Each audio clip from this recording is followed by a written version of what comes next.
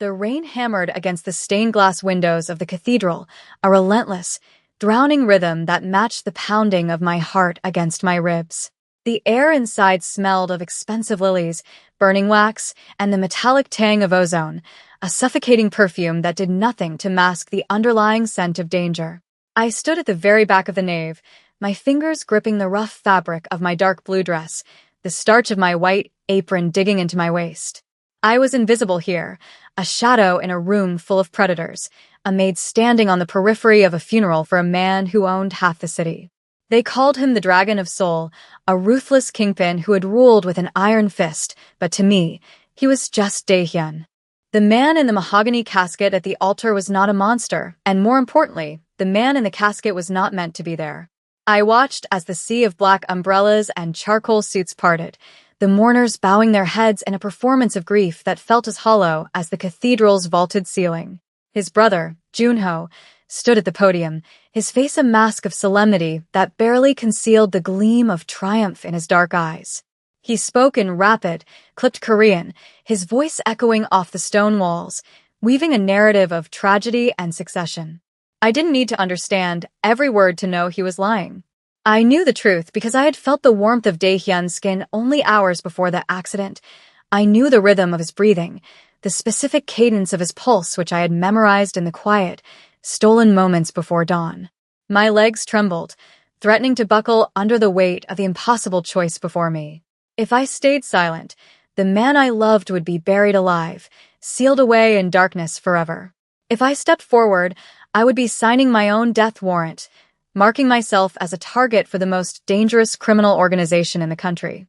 But then I looked at the coffin again, the polished wood gleaming under the dim lights, and a memory flashed through my mind, his hand covering mine, his voice rough with sleep, promising me that we would find a way out. I took a breath, the air rasping in my throat, and before my fear could paralyze me completely, I pushed open the heavy oak doors and stepped into the aisle. The sound of my footsteps was swallowed by the storm outside, but my voice, when it came, cut through the silence like shattered glass. "He's not dead," I screamed, the words tearing from my chest, raw and undeniable. "Stop the funeral. He is not dead." The reaction was instantaneous and terrifying, a ripple of shock that transformed the solemn gathering into a tableau of violence. Every head turned, a synchronized wave of hostility, and the sound of 100 bodies shifting in the pews was like the rustle of dry leaves before a fire. Men in dark suits moved with practiced fluidity, their hands reaching inside their jackets, the dull glint of steel flashing in the candlelight. I froze, my hands raised in a gesture of surrender that felt pathetically inadequate against the arsenal pointed at my chest. Junho looked up from the podium, his eyes narrowing as he recognized me, a flicker of irritation crossing his face before it settled into a cold, amused sneer. He said something to his lieutenants in a low, dangerous tone, and the guards nearest to me stepped forward, blocking my path. "The help is confused," Junho said in English, his accent heavy and mocking, his voice projecting easily to the back of the room. "She is grief-stricken. Perhaps she spent too much time cleaning the master's quarters and lost her mind." A ripple of dark laughter moved through the front rows, but I didn't flinch. I couldn't afford to. I kept my eyes locked on the coffin, willing the wood to splinter, willing him to wake up. "I'm not confused," I shouted, my voice shaking but gaining strength. "Check his body. He isn't cold. The paralysis. It's a toxin. I know what you gave him." The accusation hung in the air, heavy and poisonous. The laughter died instantly. Junho's smile vanished, replaced by a look of sheer, predatory malice. He descended the steps of the altar slowly, his movements graceful and predatory, like a tiger stalking wounded prey. "You make dangerous claims, little girl," he said softly, closing the distance between us until I could smell the expensive cologne and the stale smoke clinging to him. "Disrespecting the dead is a sin. Interrupting the mourning of the family is a death sentence," he signaled to the guards, two hulking men with impassive faces who grabbed my arms, their fingers digging into my biceps with bruising force. "Take her out back," Junho commanded, turning his back on me as if I were nothing more than a stain on the floor. "And make sure she doesn't interrupt us again." Wait. The command didn't come from me, and it didn't come from Junho. It came from the front row, from a woman sitting in a wheelchair, draped in layers of black lace. Madame Park, the matriarch, the only person Junho feared. She tapped her cane against the marble floor, the sharp sound echoing through the cavernous space. "Let her speak," the old woman rasped, her voice thin but laced with an authority that made the guards hesitate. Junho stiffened, his jaw tightening. "Grandmother, this is a farce. She is a maid. She knows nothing." Madame Park turned her head slowly, her eyes milky with age, but seeing far more than anyone gave her credit for. "She claims my grandson is alive," she said, her gaze drifting to the coffin. "If there is even a breath of truth, I will not bury him. Bring her here." The guards didn't release me, but they shoved me forward, marching me down the long aisle toward the altar. Every step felt like walking the plank. I could feel the eyes of the organization boring into me, assessing, judging, planning how to dispose of me later. I focused on the white apron I wore, clutching it like a shield. It was the only thing identifying me, the only reason I had been allowed into the building in the first place, and now it felt like a target. When I reached the front, Junho blocked my path to the coffin, his body a wall of expensive wool and suppressed rage. "You touch him," he hissed, his voice so low only I could hear, "and I will cut the hands from your wrists."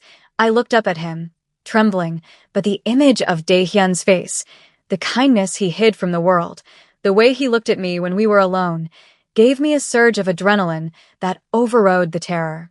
"If he's dead, then you have nothing to fear," I whispered back.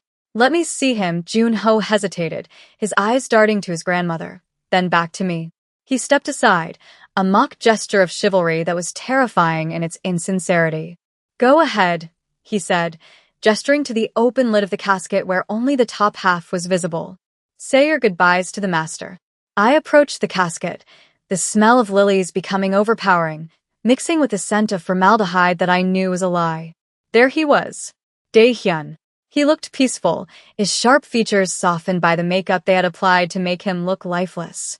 His skin was pale, almost translucent, and his hands were folded over his chest, clutching a rosary he never used in life. My heart hammered against my ribs, so hard I thought it might bruise them. I reached out, my hand shaking uncontrollably, and brushed the hair back from his forehead. His skin was cool to the touch, and for a split second, doubt seized me. Had I been wrong? Had Junho actually killed him this time? But then I moved my hand down to his neck, pressing my fingers against the hidden pulse point just behind his jaw, a spot he had shown me once, jokingly, after a sparring match. "If I ever stop fighting," he had said, breathless and sweating, "check here. If this beats, I'm still in the game." I pressed down, ignoring the collective gasp of the room at the desecration of touching the body. I waited. 1 second. 2 seconds. The silence in the cathedral was absolute, a vacuum waiting to be filled. And then I felt it. Faint. Thready. Uneven. But there. A beat. Thump. Then another. Thump. Tears flooded my eyes, blurring my vision. "He's here," I sobbed, turning to face Madame Park. "He's alive. I can feel it." Junho lunged forward, his composure shattering. "Liar," he roared, reaching for his gun. "She is defiling him." But before he could fire, a sound cut through the chaos, a sound that froze everyone in their tracks. It was a gasp, a wet, desperate intake of air, loud and rattling, coming from the coffin. The cathedral erupted. It was as if a bomb had detonated in the center of the room. Screams rang out, chairs were overturned, and the distinct crack of gunfire shattered the stained glass windows above us. I didn't look to see who was shooting. My entire world narrowed down to the man in the box. Daehyun's body convulsed, his back arching off the satin lining, his hands clawing blindly at his throat as the paralysis toxin wore off, leaving his lungs starving for oxygen. "Help him," I screamed, grabbing his shoulders and trying to pull him up. "He can't breathe." He was heavy, dead weight shifting into frantic, uncoordinated struggle. His eyes flew open, wide and terrified, the pupils blown out, seeing nothing but darkness. "Keisha," he choked out, the name barely a whisper, distorted by the fluid in his lungs. Hearing my name on his lips in front of everyone, his family, his soldiers, his enemies, was a declaration of war. I wrapped my arms around his torso, heaving him upward, my dark blue dress instantly soaking up the sweat and condensation from his skin. Junho was screaming orders, but the loyalty of the room had fractured. Half the men were looking at their resurrected leader with awe and fear. The other half were looking at Junho for instructions on how to kill a ghost. "Get him out of here." Madam Park's voice rose above the din, sharp and commanding. "Protect the family head." Two men I recognized, guards who had always been loyal to Daehyun, rushed the altar, not to attack us, but to shield us. Bullets sparked against the marble steps near my feet. "Move!" One of the guards yelled, grabbing Daehyun's other arm. We hauled him out of the casket, his legs dragging, his expensive suit rumpled and twisted. We stumbled through the sacristy door, the heavy wood splintering under a hail of bullets, just as we slammed it shut. The noise of the cathedral was muffled instantly, replaced by the frantic echoing of our footsteps in the stone corridor. Daehyun was coughing violently now, his body trying to expel the remnants of the poison, his weight leaning almost entirely on me. "Junho," he rasped, his voice sounding like gravel grinding together. Did he see?" "He saw everything," I said, struggling to keep him upright as we navigated the narrow hallway toward the rear exit. "He tried to bury you, Dae." He was at the podium, Daehyun's face twisted, a flash of pain that had nothing to do with the poison.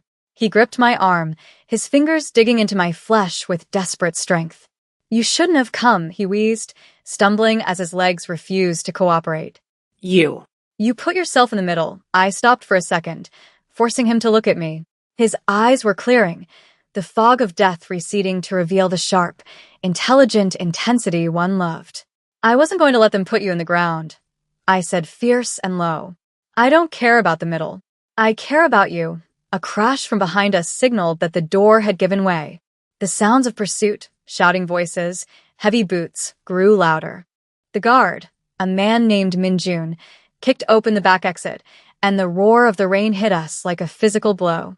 The alleyway was slick with oil and water, dark and menacing. A black sedan was idling there, its engine purring, a getaway car that Madam Park must have had on standby for her own exit.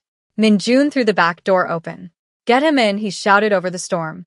"We have maybe 30 seconds before they swarm the alley." I shoved Daehyun into the back seat, his long limbs tangling, and scrambled in after him, the wet hem of my maid's dress catching in the door as the car screeched away, tires smoking against the wet pavement, leaving the funeral and our old lives far behind in the rain. The silence inside the getaway car was suffocating, broken only by the rhythmic thumping of the windshield wipers fighting a losing battle against the torrential downpour and the ragged, wet sound of Daehyun trying to breathe. I sat in the back seat, his heavy head resting in my lap, my hands stained with the makeup that was smearing off his face, revealing the pallor of sickness underneath. Minjun drove with a terrifying precision, weaving through the labyrinthine backstreets of Seoul, taking corners at speeds that made the tires scream in protest. Every time the car swerved, Daehyun groaned, his body seizing with tremors that vibrated through my own bones. "Stay with me," I whispered, brushing the damp hair from his forehead, my fingers trembling. "You didn't wake up just to die in a back seat." His eyes fluttered open, dark and unfocused, struggling to fixate on my face. "Keisha," he murmured, his voice sounding like it was being dragged over broken glass. You shouldn't be here."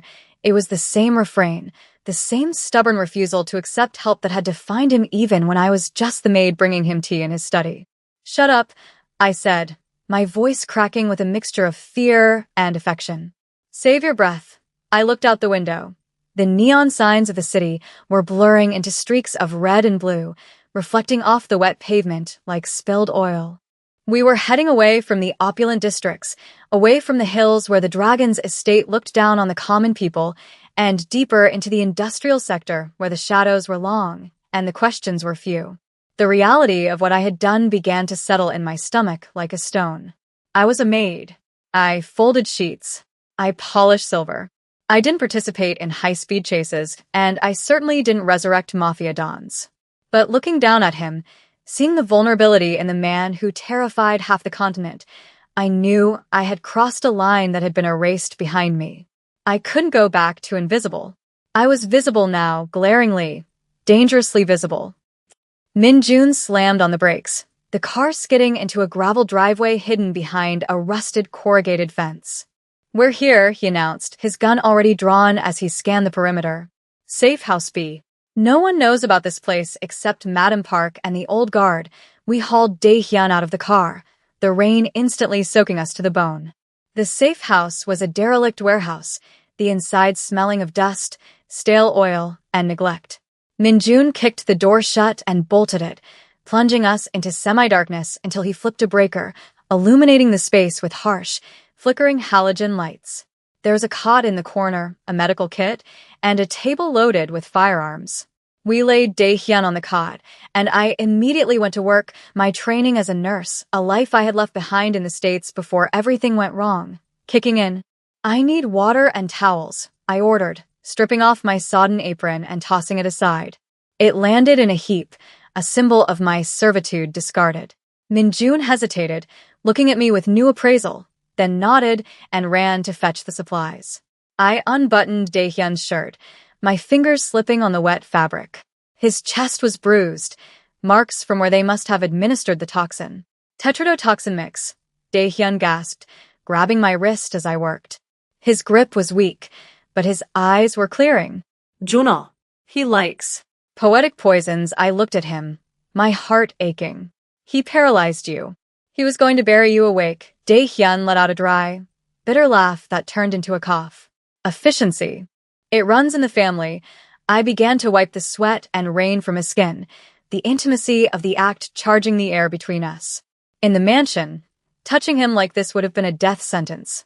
Here, in this dirty warehouse, it was the only thing keeping him tethered to the world. "Why did you do it?" he asked softly, his gaze locking onto mine. "You could have walked away. You could have gone home." I paused, the towel hovering over his heart. "This is my home now," I said, the truth of it surprising even me. "And I don't let people throw away things that matter." The hours that followed were a blur of tension and hushed whispers.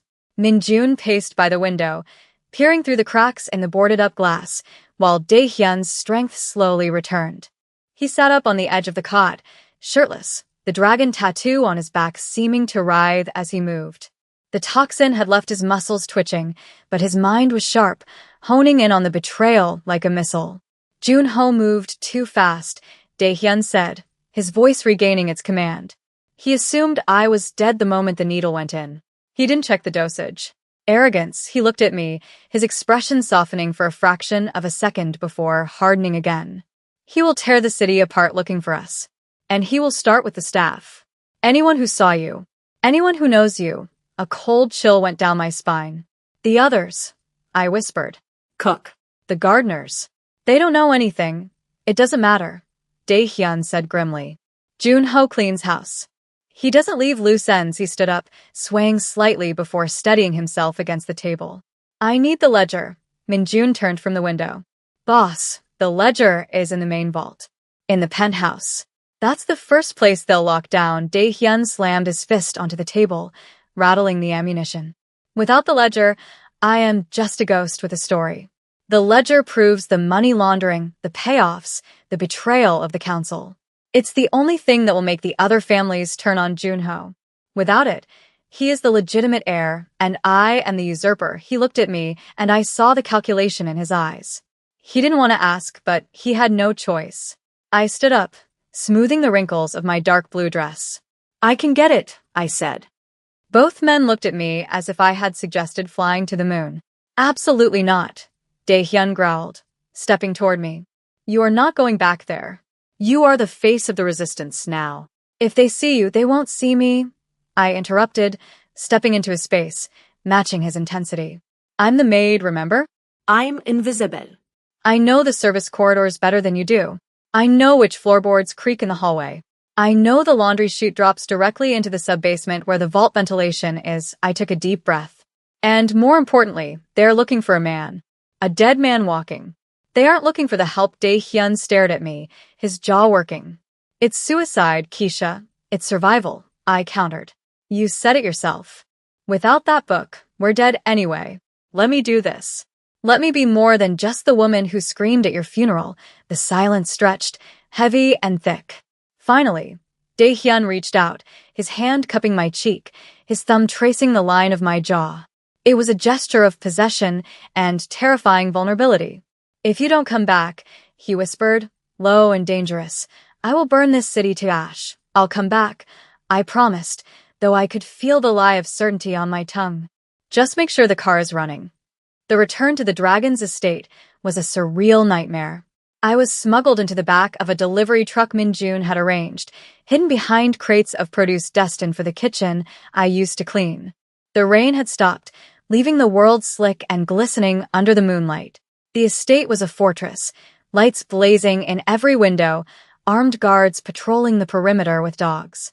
I slipped out of the truck while the driver argued with the gate security, rolling under the chassis of a parked SUV and waiting until the boots marched past. My heart was a frantic bird in my chest, battering against my ribs. I made my way to the servants' entrance, a small, unassuming door half hidden by ivy. It was locked, but I knew the trick, a hard kick to the bottom panel while jiggling the handle. It clicked open. The smell of the house hit me instantly. Lemon polish and old wood, a scent that used to mean safety and routine, now reeking of danger. The house was quiet, too quiet. The staff must have been dismissed or detained.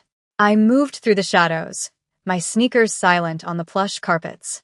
I avoided the main hallways, sticking to the narrow service passages that ran like arteries behind the walls of the mansion.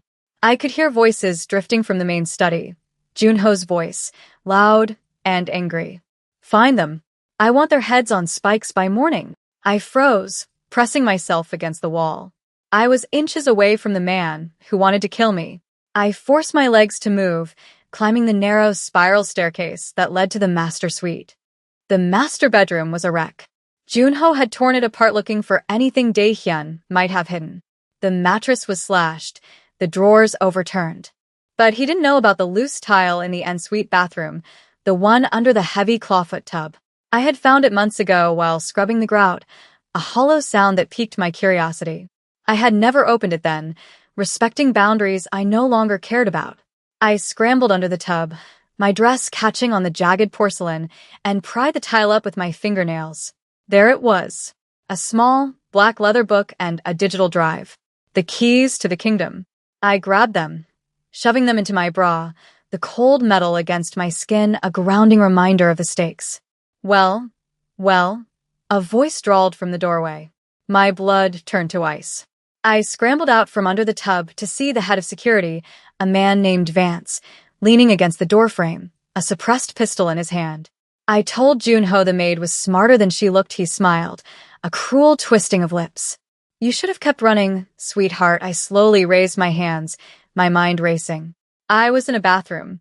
Hard surfaces. Confined space. I was unarmed. I just wanted my things. I lied, my voice trembling convincingly. "I left my passport," Vance laughed, stepping closer. "You think I'm stupid? You came for the leverage." He raised the gun, aiming for my leg. "Give it to me, and maybe I'll let you live long enough to say goodbye to your boyfriend." I looked at the gun, then at the heavy bottle of expensive bath oil sitting on the rim of the tub next to me. It was now or never. "Okay," I said, reaching into my dress, as if to retrieve the drive. "Okay, don't shoot." As I pulled my hand out, I didn't hold the drive. I grabbed the heavy glass bottle and hurled it with every ounce of strength I possessed. It wasn't a perfect aim, but it smashed against his hand, the glass shattering and the oil exploding everywhere. Vance yelled, the gun firing wildly into the ceiling as he slipped on the slick oil spreading across the marble floor. I didn't wait. I lunged past him, my shoulder checking him into the doorframe, and bolted into the bedroom. "Get her," he screamed, his voice echoing down the hall. I ran like I had never run before, bursting out of the bedroom and sprinting toward the laundry chute at the end of the hall. Footsteps thundered on the stairs, guards coming up from both sides. I was trapped. The chute was my only option. I threw open the small hatch and dove headfirst into the darkness, sliding down the metal tunnel that smelled of detergent and dirty linen. I tumbled out into the basement laundry cart, landing in a pile of sheets with a bone-jarring thud. I scrambled out of the cart, gasping for air. But before I could orient myself, the basement door burst open. Junho stood there, flanked by 3 men. He wasn't smiling anymore. "Did you really think," he said, walking toward me, his gun leveled at my forehead, "that I wouldn't watch the exits?" I backed away until my back hit the industrial washing machines. There was nowhere left to go. "He's alive, Junho," I said, my voice defiant despite the tears pricking my eyes. "And he knows what you did." Junho stopped a few feet away, the muzzle of his gun looking like a black tunnel to hell. "He is a relic," Junho spat. "And you are a loose end," he cocked the hammer. "Goodbye, Keisha." I closed my eyes, bracing for the end. But the shot didn't come. Instead, a deafening crash shook the room as the high basement windows shattered inward. Smoke canisters rolled across the floor, hissing and spewing thick, white fog. In the confusion, gunfire erupted, controlled, precise bursts. Down, a voice roared. It was Dae-hyun. He hadn't stayed in the car. He had come for me. I dropped to the floor as bullets chewed up the washing machines above my head. Through the smoke, I saw him, a silhouette moving with lethal grace, Min-jun at his side. They cut through Junho's guards with terrifying efficiency. Junho fired blindly, screaming in rage, but he was outmatched. Dae-hyun emerged from the smoke, slamming the butt of his gun into Junho's wrist, sending the weapon skittering away. He kicked his brother in the chest, sending him crashing into the wall. The silence that followed was heavy, broken only by the hissing of the smoke grenades. Dae-hyun stood over his brother, his chest heaving, his face a mask of cold fury. He didn't look at Junho, he looked at me. He walked over, stepping over the bodies of the men who had tried to kill me, and pulled me to my feet. He checked me for injuries, his hands frantic and gentle. "I told you to wait," he scolded, but there was no anger in his voice, only relief. "I got it," I whispered, pulling the book and the drive from my dress. "I got the ledger." Dae-hyun took it, looking at it for a moment, then tossed it to Min-jun. "Upload it. Send it to the council. Send it to the police. Send it to everyone." He turned back to Junho, who was struggling to sit up, blood running down his chin. "It's over, brother," Dae-hyun said quietly. "You wanted the crown. You can have the ashes." Sirens began to wail in the distance. The real police this time, or perhaps the enforcers of the other families. It didn't matter. We walked out of the basement, leaving Junho amidst the wreckage of his ambition. We walked out into the cool night air, the storm finally breaking, leaving the sky clear and full of stars. Dae-hyun stopped at the edge of the estate, looking back at the house that had been his prison and his kingdom. He took my hand, intertwining his fingers with mine, not as a master and a maid, but as equals. "Where do we go?" I asked, looking up at him. He looked down at me, and for the first time, the weight of the world seemed to lift from his shoulders. "Anywhere," he said, "as long as you're there." And as we walked into the dark, leaving the sirens and the violence behind, I knew that while the dragon might be dead to the world, the man was finally alive.